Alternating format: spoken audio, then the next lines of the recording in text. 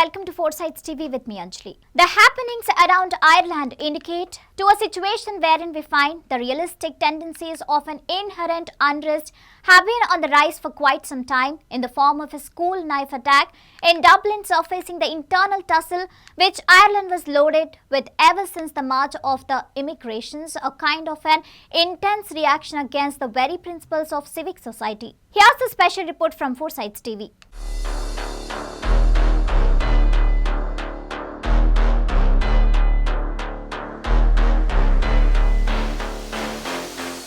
Ireland prides itself on its hospitality, and the Céad Mila felt 100,000 welcomes. So what is driving this far-right moment? Well, the answer to that is complicated. The best place to start is almost 2 centuries ago when people started to leave Ireland with hopes of better opportunities elsewhere.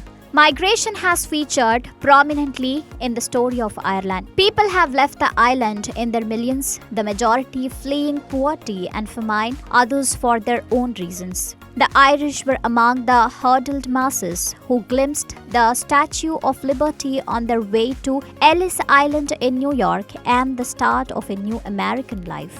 They also immigrated to other countries in huge numbers, particularly Great Britain and Australia. Immigrants was, until relatively recently, just a fact of Irish life. But in the last 20 years or so, that has changed massively, beginning with EU enlargement and more recently migration from India, Brazil, the Philippines, Nigeria, and other countries around the world. The latest Central Statistics Office, that is CSO, figures for 2022 show that 1/5 of the population in the 26 countries of the Republic of Ireland was born abroad. The CSO says that 80% of the usually resident population was born in Ireland, a decrease of 3% since 2016. The arrival of over 90,000 Ukrainian refugees fleeing the war with Russia accounts for some of that decrease. The scenario is such that the number of foreign-born residents is much higher in Ireland now than in the great age of immigration in the US. It is also a lot higher than recent immigration to the UK.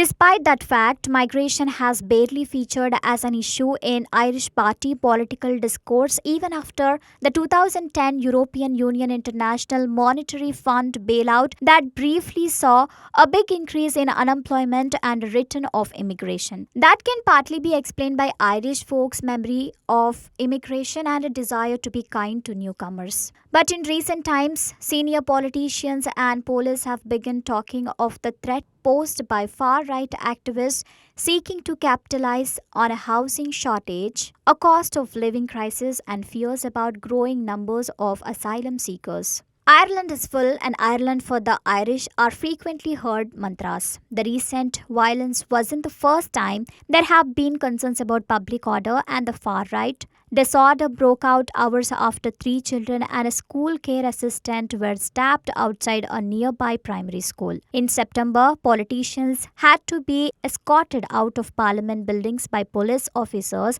after protesters blocked entrances and displayed mock gallows. There are also increasing numbers of localized protests about new residents for asylum seekers as some seek political advantage ahead of next year's local and European elections. At the moment, in contrast with most of the democratic world, no politician here has been elected to any office either at local council or national level on a far-right platform. There is also no single person or party around whom the extremists have gathered. All see themselves as anti-establishment and have, to varying degrees, different concerns. For most, it is anti-immigration, but others are fighting what they call woke culture, including LGBTQ rights, and nearly all opposed to the COVID-19 lockdowns. Social media has helped to create a new movement. Not all far-right activists would have supported recent violence, and not all the trashing of particularly sports shops was carried out by political extremists. Some were opportunistically taking advantage of the chaos to rob and get their hands on the latest gear. Meanwhile, politicians here have accused the far right of opportunistically trying to capitalize on a stabbing incident that allegedly involved a foreign born Irish citizen. But there has been much praise for a Brazilian born Deliveroo driver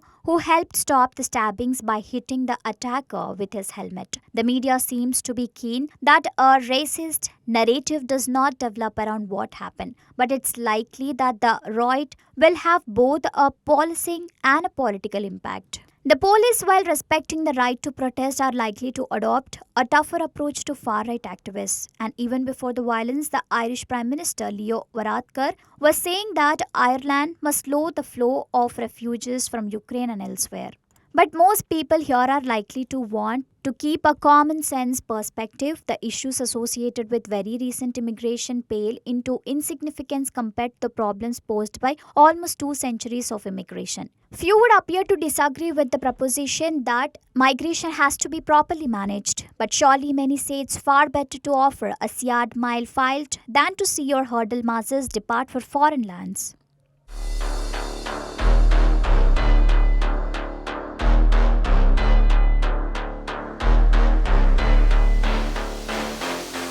The recent brutal school attack at Dublin attack remains as a fatal reminder to Ireland that there is an acute felt need to promote the principles of good governance, basing on the supreme principles of democracy with a just awareness towards the varied segments of a society to bring peace, harmony and progressive development all across.